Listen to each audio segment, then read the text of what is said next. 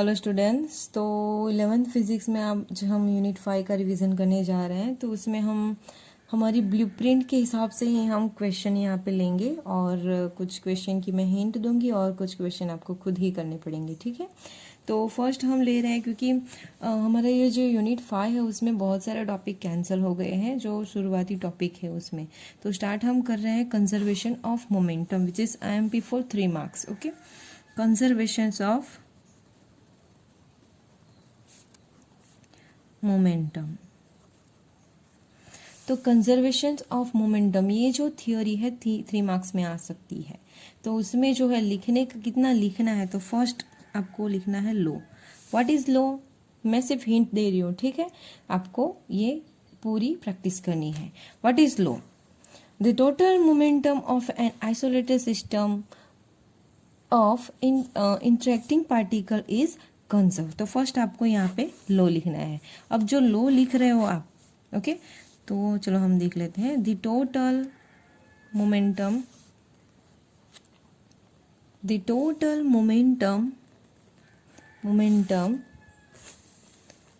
Of N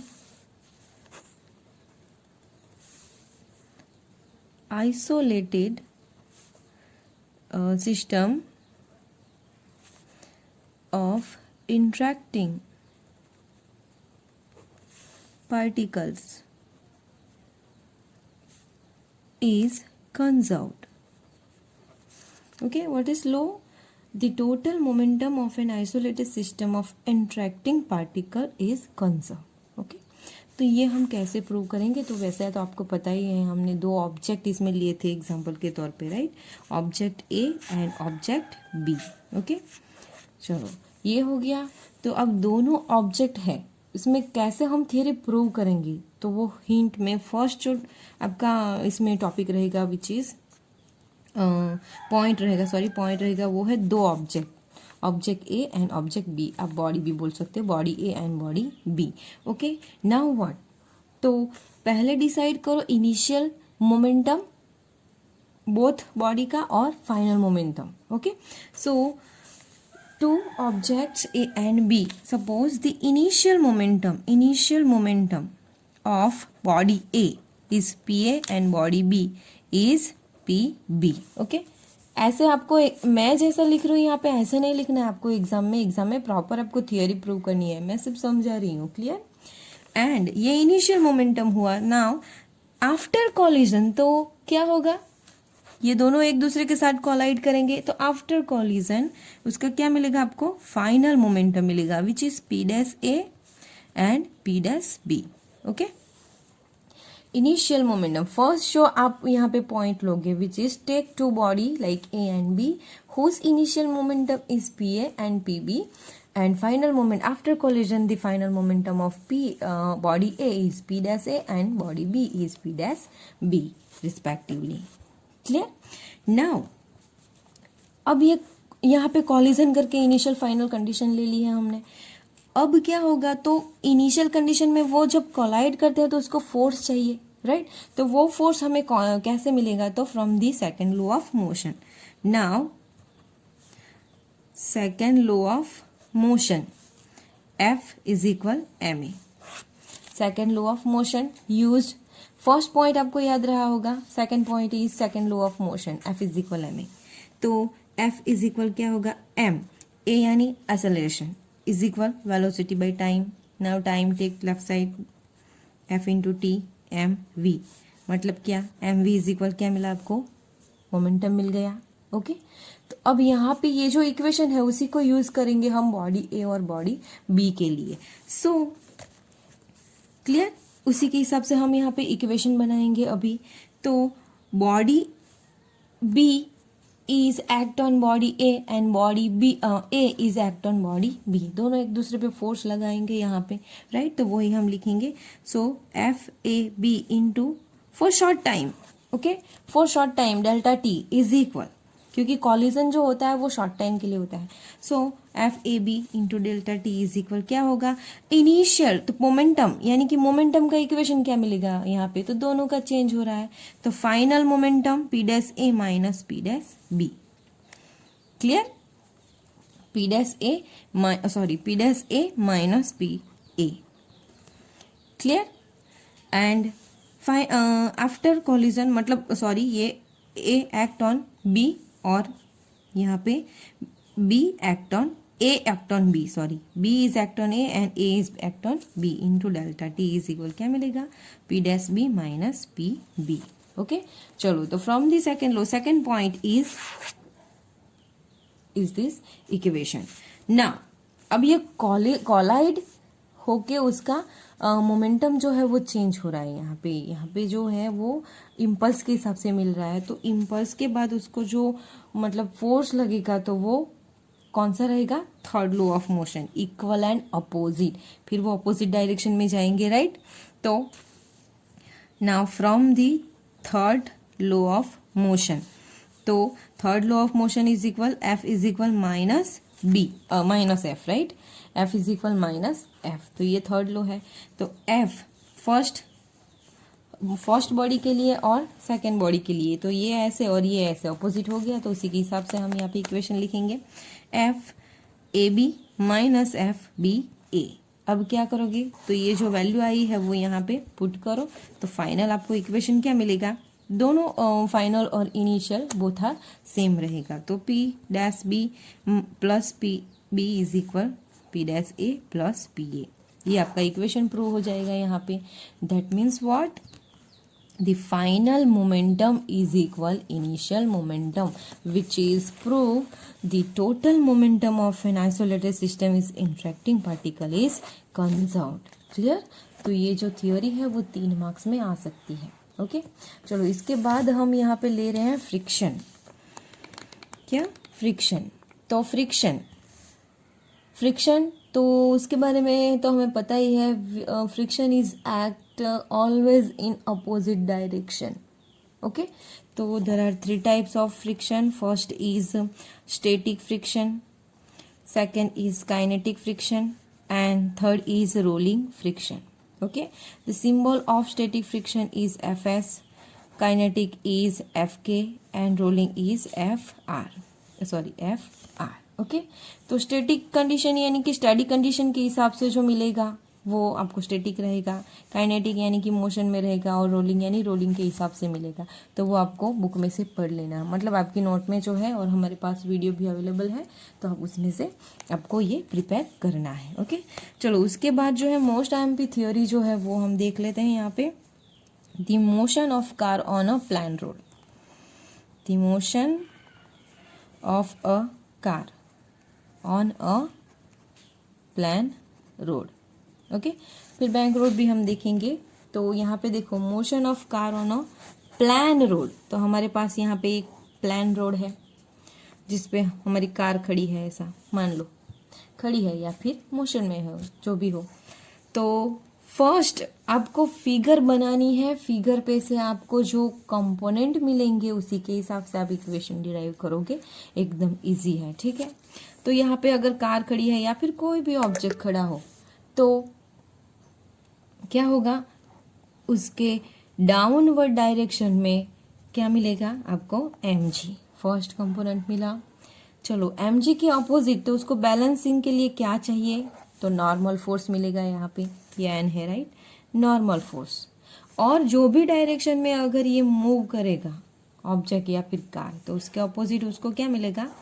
friction मिलेगा. Fs या फिर Fk, और कुछ भी ले सकते हो आप, ठीक है. तो यहाँ पे F मिला आपको अपोजिट डायरेक्शन में, राइट? तो ये 3 क्वांटिटी हमारे पास आ गई, mg, n and f. Okay, तो उसी के हिसाब से हम यहाँ पे इक्वेशन बनाएंगे और उसी के हिसाब से लिखेंगे. The force act in downward direction which is mg. The force act on upward direction is normal force, and the force act in opposite direction of motion which is Fs. Okay, तो ये हमने लिख लिया. Now here is the. अब यहाँ पे ये possible नहीं है कि हम कार चलाते चलाते सडनली हम साइड पे हो जाए, या फिर मतलब कहीं पे भी कार हमारी चली जाए, ऐसा नहीं होता. Because of the static friction is provide the centripetal force on the car. So यहाँ पे एक स्टेप और मिलता है आपको. ये तो मिल गया आपको, ये तीन क्वांटिटी के हिसाब से, कंपोनेंट के हिसाब से। दूसरा जो पॉइंट है इसमें which is F S provide centripetal force. तो एफ एस इज इक्वल क्या मिलेगा, m v square by r. अब ये इक्वेशन मिल गया, फिर क्या, बनाओ सब्जेक्ट वी को और फाइंड कर लो equation of motion on a car on a plank road. Clear, तो इतना ही है, राइट। तो बहुत इजी थियरी है, आप अच्छे से इसमें प्रिपरेशन करो। चलो इसके बाद जो है तो motion of car on a bank road, bank road. Okay, तो बैंक रोड पे हम इक्वेशन कैसे डिराइव करेंगे, इक्वेशन का पहले तो इक्वेशन डिराइव करने के लिए कौन सी क्वांटिटी कौन से कंपोनेंट हमें चाहिए, तो वो भी हम फिगर पे से ही करेंगे। तो यहाँ पे देखो, this is our plan road, right, और ये हमारा बैंक रोड है। ओके, अब हमें बैंक रोड पे ही फाइंड करना है। तो मान लो यहाँ पे एक कार इस डायरेक्शन में मोशन कर रही है, तो उसका अपोजिट फोर्स इस डायरेक्शन में लगेगा, फ्रिक्शन जो है वो इस डायरेक्शन में लगेगा। दूसरा, कार तो ऐसी जा रही है तो उसका शेप ऐसा ही मिलेगा, नॉट लाइक दिस, ऐसा मिलेगा। ओके, ऐसा नहीं मिलता, ये ऐसा मिलेगा।